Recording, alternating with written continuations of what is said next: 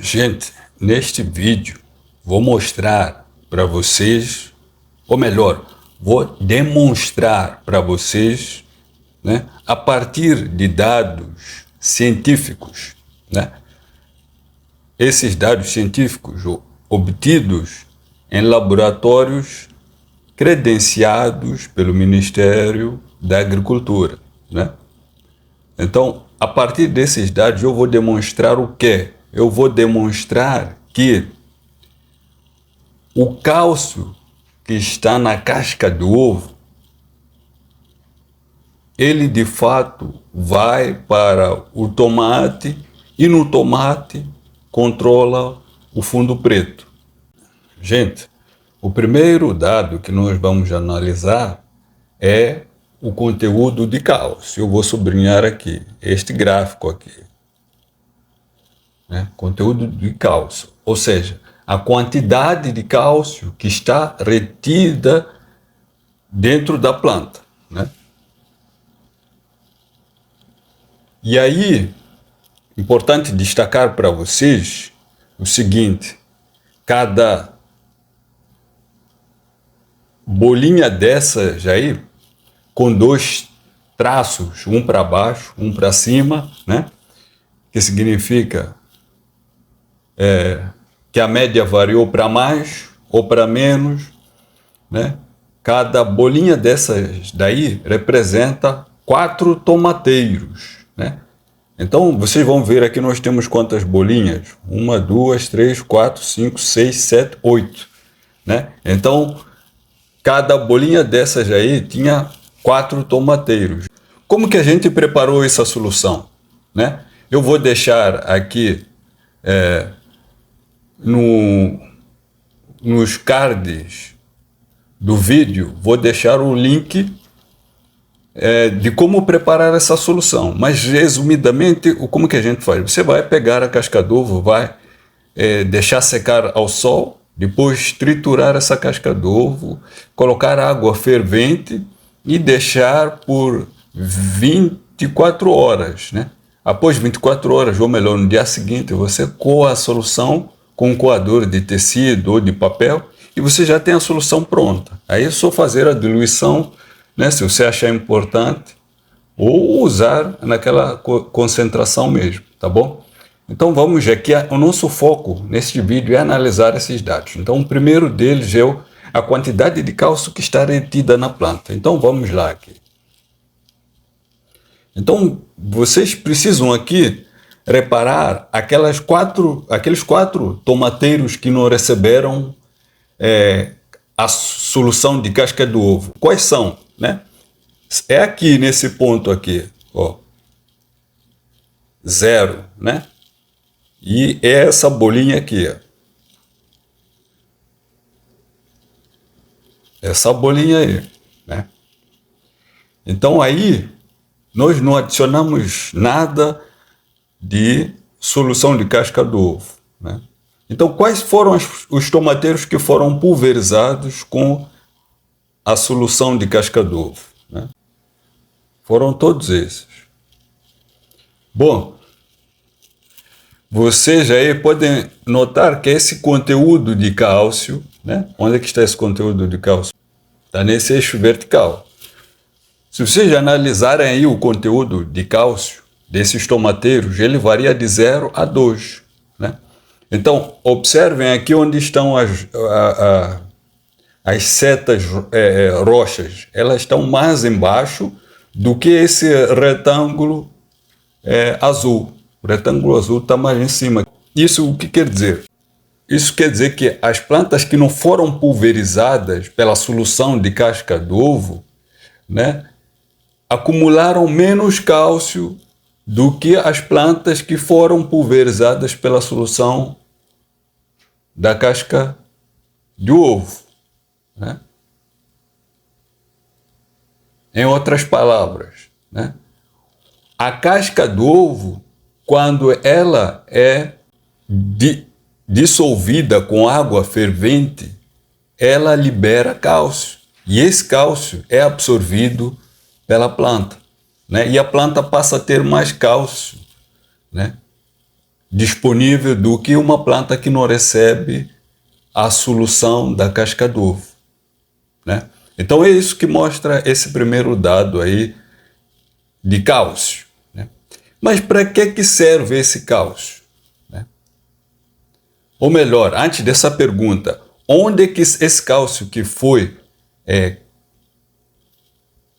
capturado, digamos assim, pela planta, onde que esse cálcio foi acumulado, já que a gente está falando de acúmulo de cálcio, onde que esse cálcio foi acumulado?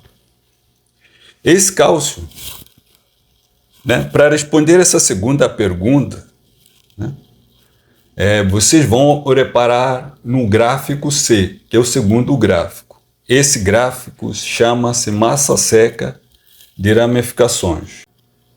O gráfico é esse aqui. É o C, gráfico C, massa seca de ramificações. Então, vamos analisar essas ramificações, né? Como que essas ramificações se comportaram.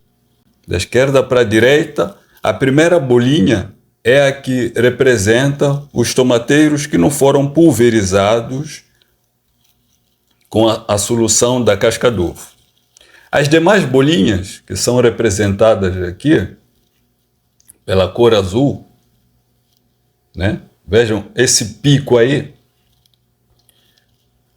Todas essas bolinhas aí receberam a solução de casca do ovo. Quando a gente pulverizou os tomateiros com a solução da casca do ovo, o que aconteceu?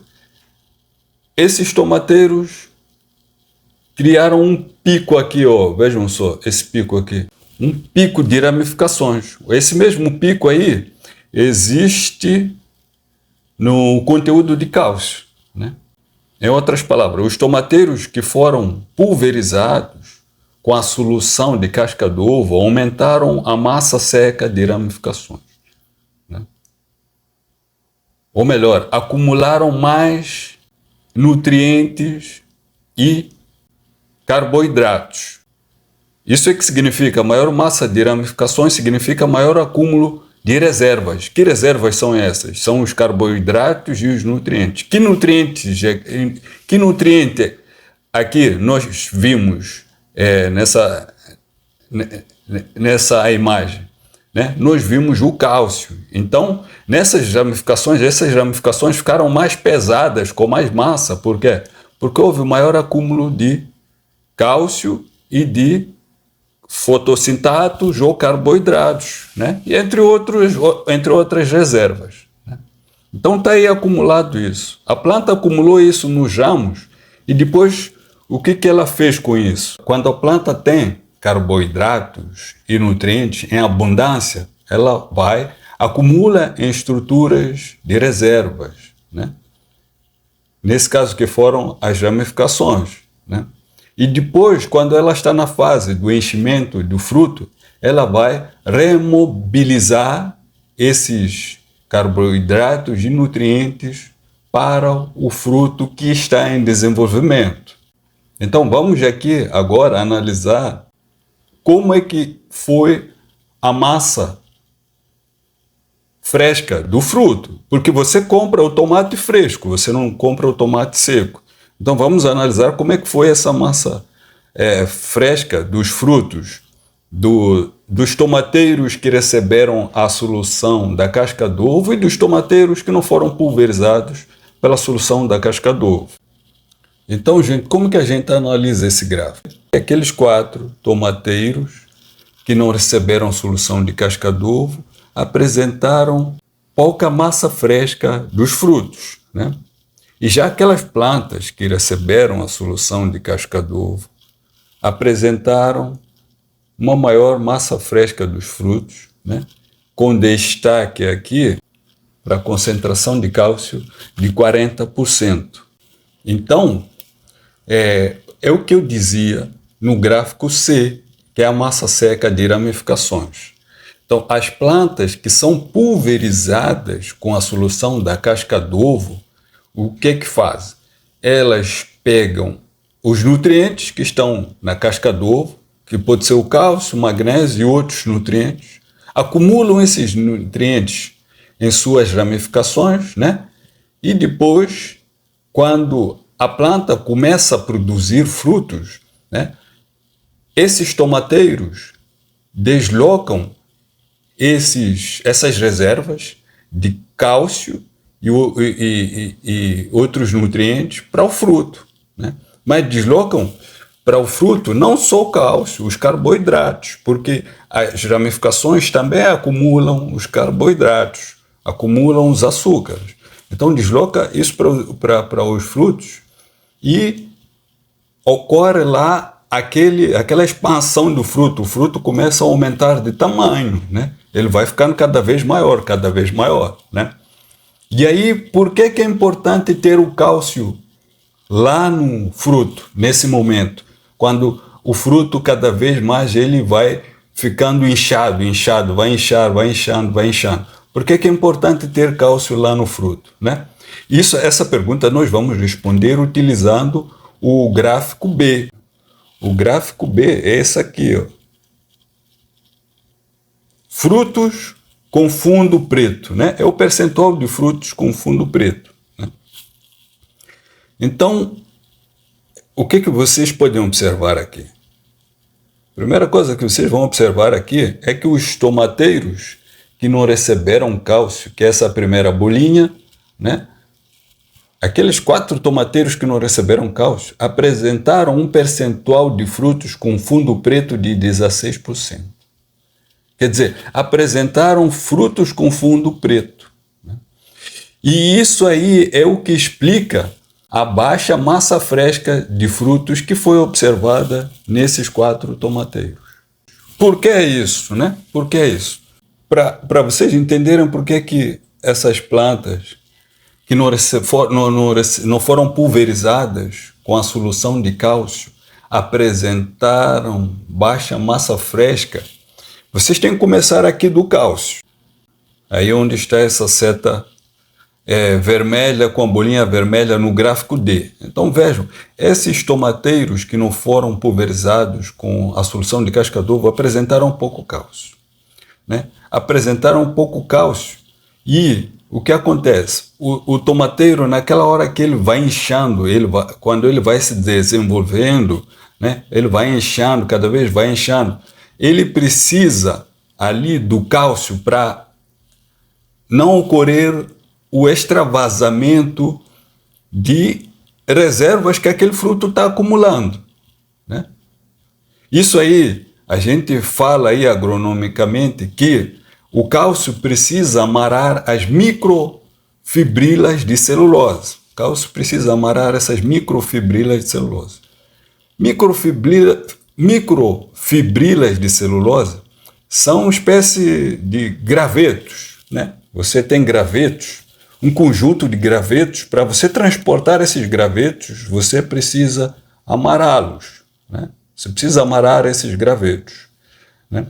Então, microfibrilas de celulose, né? Você imagine gravetos, vários gravetos cercando ali o fruto de tomate, né? Que está inchando, né? Aqueles gravetos, se não forem amarrados, eles uma hora vão desmoronar. Se desmoronar, o que vai ocorrer? Aquilo tudo que está dentro do fruto sai, né? E quando sai, o que acontece? Os micro-organismos, né? Começam a adentrar ali o fruto e levam ali a uma podridão, né?